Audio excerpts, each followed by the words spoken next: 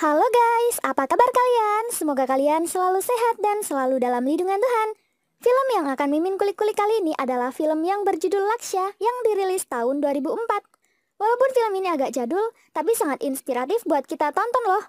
Dibintangi artis tampan favorit Mimin yakni Hrithik Roshan sebagai Karan Shergill, serta pemain lawas yang masih tetap cantik yakni Preity Zinta sebagai Romila. Film ini menceritakan tentang seorang pemuda yang sangat pemalas dan dianggap orang lain madesu alias masa depan suram. Nasibnya sangat berbeda dengan saudaranya yang sukses dan memilih tinggal di Amerika. Ayahnya juga merupakan seorang pengusaha kaya raya. Dia ingin menjadi seorang tentara, tapi ayahnya menginginkan agar dia menjadi penerus perusahaannya supaya gajinya lebih banyak. Pemuda itu tidak mau dan bertekad mendatangi sekolah tentara. Tapi setelah mengikuti tes fisik, dia malah kabur. Lalu bagaimana kelanjutannya? Yuk langsung aja ke alur ceritanya. Film diawali dengan memperlihatkan Karan yang sedang bangun tidur. Dia dipanggil ayahnya yang kebetulan hari itu tidak bekerja. Dia bertanya apa yang akan dikerjakan Karan kelak. Karena setiap hari dia hanya bersantai ria seperti tanpa tujuan. Sedangkan kakaknya yang hanya beda 2 tahun sudah duluan lebih sukses darinya. Lalu Karan mendatangi temannya yang sudah mendapat pekerjaan. Dia tertarik dengan Ajay yang memutuskan bergabung menjadi tentara karena dia merasa negara membutuhkannya. Tentara juga harus disiplin, maka sebaiknya Karan mengikuti sekolah tentara agar dirinya menjadi disiplin juga. Karan lalu mendatangi pacarnya yang bernama Romila untuk curhat tentang tujuan hidup. Romila merupakan seorang aktivis mahasiswa dan reporter. Romi menasihati Karan dengan berkata bahwa dia perlu menemukan sebuah tujuan dalam kehidupan, karena itulah yang diinginkan oleh kedua orang tuanya. Ditambah lagi, dia juga sudah beranjak semakin dewasa. Keesokan harinya, Karan mengabari Romi kalau dia sudah mendaftar tes di Akademi Militer India. Are you serious? Tapi setelah pulang, ayah Karan marah besar. Setelah tahu Karan mendaftar di Akademi Militer untuk menjadi tentara. Ayahnya tidak terima karena anaknya mengambil keputusan sendiri tanpa bertanya kepada kedua orang tuanya.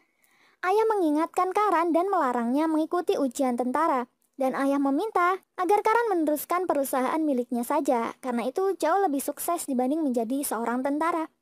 Karan tetap membulatkan tekad untuk menjadi tentara. Dia tetap mengikuti tes akademi walaupun tanpa restu orang tuanya. Karan memang seorang pemalas dan tidak disiplin, tapi dia mempunyai otak yang cerdas juga, sehingga dia memamerkan kelulusannya kepada Romi. Dia mengatakan kalau dirinya bisa menjawab semua pertanyaan itu dengan sempurna sesuai dengan harapan masa depan yang sudah dia gambarkan.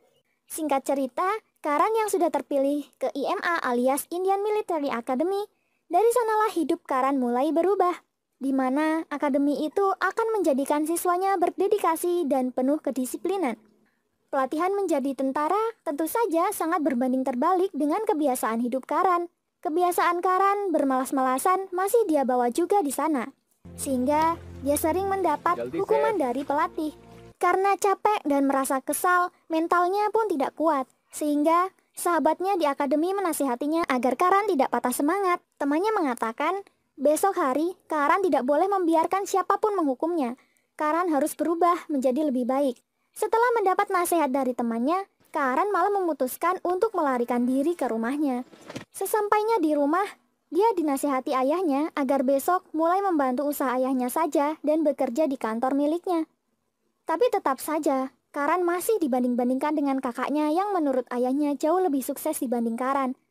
Karan lantas menemui kekasihnya. Mengetahui Karan yang kabur dari akademi, Romila sangat kecewa karena Karan membuat keputusan sendiri hanya untuk dikalahkan beberapa hari saja. Orang tuanya juga marah, padahal Karan mengatakan kalau itu adalah pilihan hidupnya. Akhirnya Romila memutuskan hubungan mereka berdua. Semenjak itu Karan menjadi semakin putus asa dan menangis. Karan akhirnya menyadari situasi dan membuat keputusan dengan kembali ke IMA dan memperbaiki kebiasaan buruknya. Yes, sir. Semua rintangan telah dilewati Karan. Karan berubah menjadi kadet yang disiplin sebagaimana layaknya seorang prajurit. Dan pada akhirnya sah menjadi anggota Angkatan Darat India. Ibunya datang untuk menghadiri acara penutupan pendidikan dan sangat bangga kepadanya.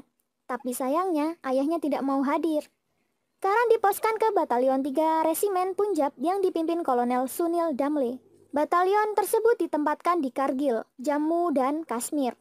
Lanjut cerita, Karan pulang setelah mendapatkan cuti dan langsung patah hati setelah mengetahui bahwa Romi sudah bertunangan. Baru juga sampai di rumah, Karan menerima telepon untuk kembali bertugas setelah terjadi perpecahan di Kargil. Sementara itu, Romila juga ditempatkan di Kargil sebagai koresponden perang di mana dia bertemu dengan Karan yang telah berubah. Di malam hari, Karan melihat Romi dan seorang teman yang menunggu mobil jemputan. Tapi karena mobil bermasalah, Karan mempersilahkan mereka untuk naik ke mobilnya.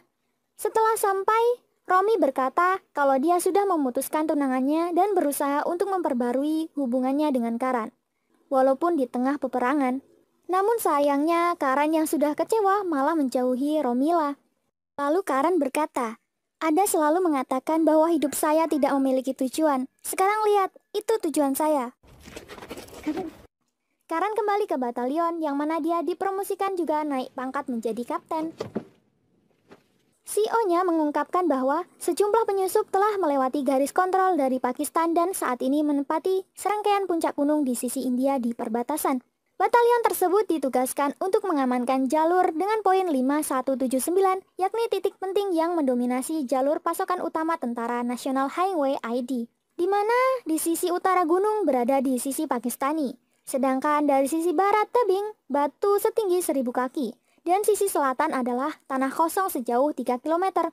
Karena itu, batalion memutuskan untuk menyerang dari sisi timur gunung saja, karena menurut mereka dinilai mudah untuk mengatur strategi.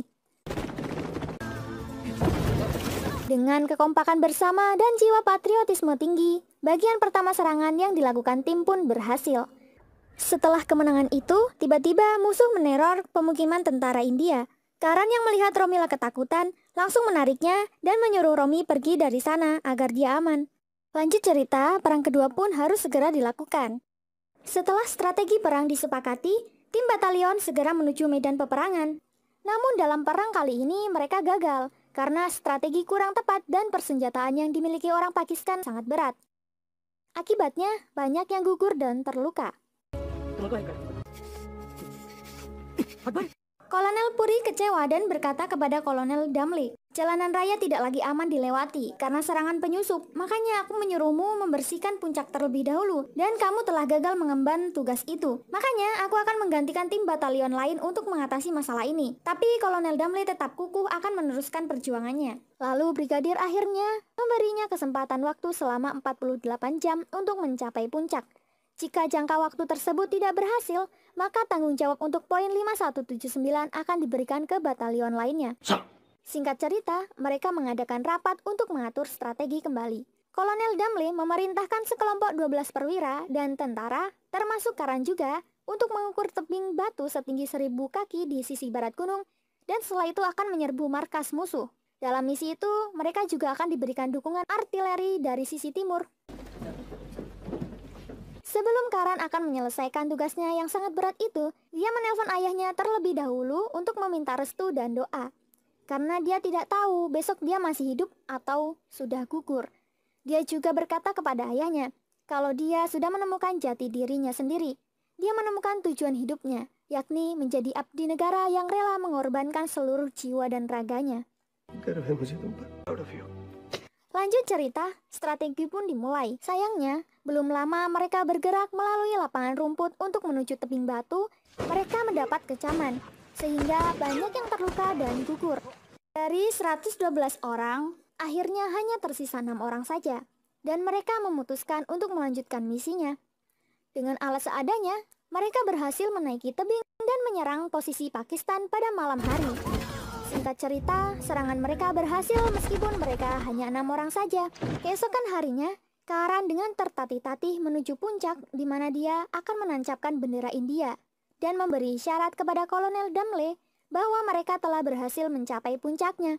Mengetahui itu, Kolonel Damle sangat bangga kepada Karan karena misi mereka berhasil dalam waktu yang tersisa 2 menit. Setelah itu, mereka semua dirawat di rumah sakit dengan sebaik mungkin. Hingga film ini pun berakhir dengan Karan yang meninggalkan rumah sakit setelah menerima perawatan militernya dan bersatu kembali dengan kedua orang tuanya. Ayah Karan akhirnya bangga karena anaknya telah memiliki tujuan hidup dan berguna bagi negaranya. Kisah cinta Karan dan Romila pun bersatu kembali. Terima kasih buat kalian yang sudah support channel ini. Jangan lupa tinggalkan like dan saran kalian di kolom komentar. Dan sampai jumpa di alur cerita berikutnya. Terima kasih.